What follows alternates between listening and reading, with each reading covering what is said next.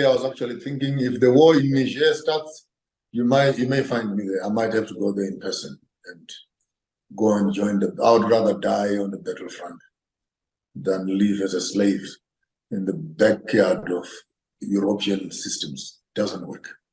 Doesn't work. If anyone strikes Niger, they have me to deal with. If ECOWAS is not careful, ECOWAS will not survive the people. A beautiful message I want to send to ECOWAS, particularly to our honorable leader in Nigeria, the president of Nigeria. What's his name? Bola Ahmed Tinubu. Nigeria. Yeah, Bola. He's called Bola Ahmed Tinubu. Tinubu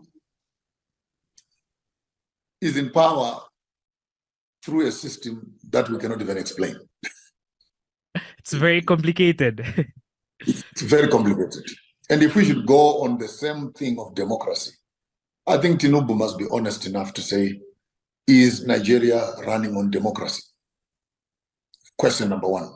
Question number two, the Boko Haram that is in Nigeria right now, how is Tinubu responding to that? Number three, the Biafra and the arresting of the leader of Biafra. Is that democracy? So before you can start to play the big boys game, which is a highly contaminated ECOWAS space of camaraderie amongst the old bloc boys who are friends to the international world leaders. In my generation, before I close my eyes, Africa will be united and the revolution has started. And we cannot begin to hug the Americans who are telling us about democracy when they are the ones who killed Sankara, when they're the ones who killed Gaddafi. So, but that, we are no longer stupid. Libyans themselves were told by the Gaddafi is a dictator, he's an oppressor, he's what?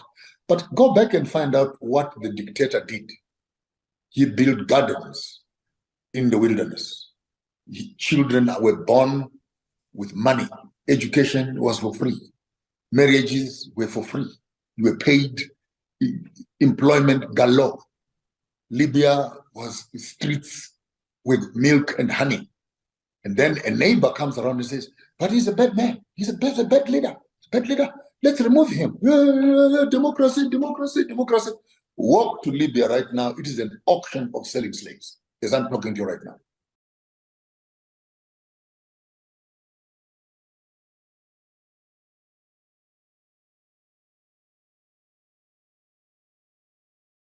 Well, greetings everyone. Africans need services, good services. Africans need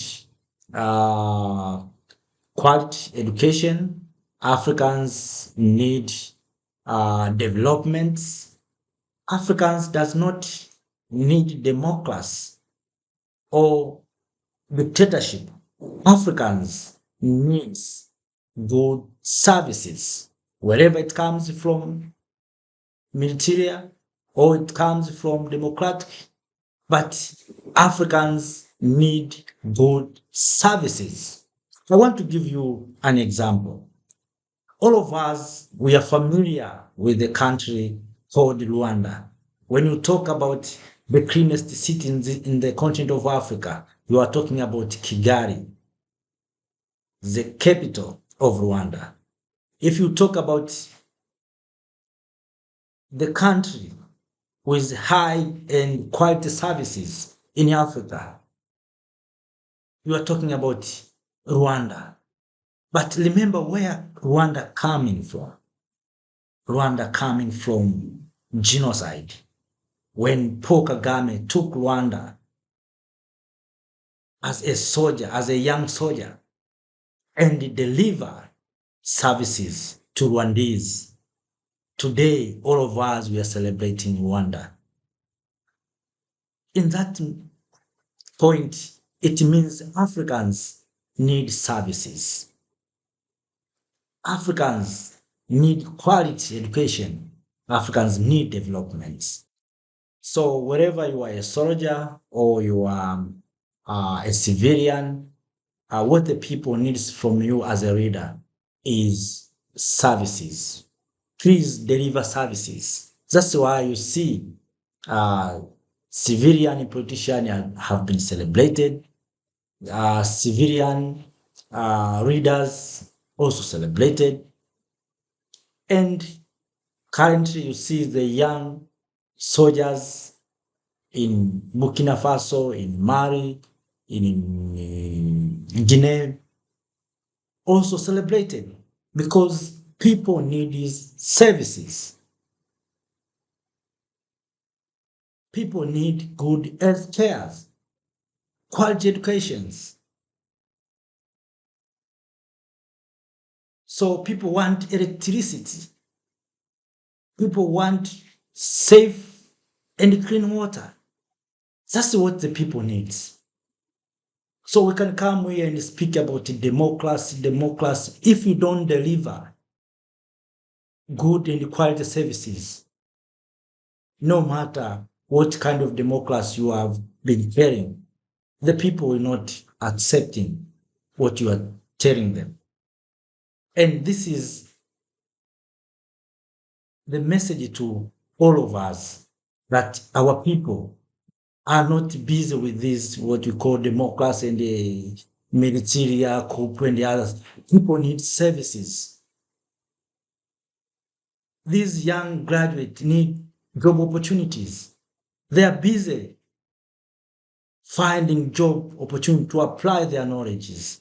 That is what they need. And that's why it is very easy for them to be tempted to join these groups, armed groups, to fight government, to fight leaders, because they don't know their future. They don't see their future. But we have responsibilities to create the future of our young men and women and the generation to come. We have been tired to be told that Africa is the richest continent, and yet we are still suffering. What kind of richness you are talking about? How can I convince my son that this continent is the richest continent while we are suffering, we are living in poverty? What kind of richness I'm talking about? Oh, richness of poverty. We are talking about richness of poverty, maybe. But if it is richness of resources, let us see how these resources are benefiting the people of Africa. And that's why you see nowadays there is a praising of young men and women. They want changes because we have been told that this continent is so rich, and people wondering, you have told us we are rich and yet we are suffering. We want that richness. So what you see here in the continent of Africa is because people want services. People does not support coups. African people are very humble. They are not supporting conflicts. They don't love conflicts, but they want services. And those who have been tempted to join those groups is because we didn't create a good environment to take them to a good place where they can apply, they can work. And we see some of our young men and women running away from this continent and they drown into Mediterranean Sea and the other oceans when they are trying to run away from this continent. Those are those who are running away. The remains are joined in these armed groups. They are going to fight. So we have a room, brothers and sisters, to bring changes in this continent. It doesn't mean you are a soldier or you are a civilian. Please deliver a service. We want to see changes in your lifetimes. Some people say we have to wait until 2063. It is too long. Some of us will not be there. Let us do in our capacity today to deliver what we have. We have or we can deliver. We want changes in both sectors, in agriculture, in technology. Look, we have uranium in Africa, but we don't have a plant to produce electricity with uranium. But we are exporting our uranium to power the foreign plants, and those are those who are beneficiaries of our uranium. We have gold, we have titanium, we have diamonds, cobalts, and all kind of resources. And yet, our young men and women are not beneficiaries much on these resources. The time has come for we as Africans, especially those who are in the diaspora, who are educated, to see how we can come together with those knowledges and starting investing in our mother continent, Africa. Please, we know maybe our policies are not good enough to support you, but we, the Africans, we are those who are making these policies. We must change the policies. We must change these policies that are not allowing our brothers and sisters in the diaspora to come and invest in our mother continent, Africa. Our brothers and sisters in Caribbean, in Latin America, to see how they can come and invest here in the continent of Africa. By doing so, they will create jobs to our young men and women. They will serve lives of our young men and women who are intended or intend to run away from this continent.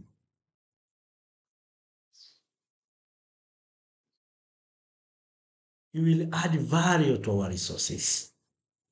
So, friends, with those few words, of course it is paining, but that is the reality. But don't be tired.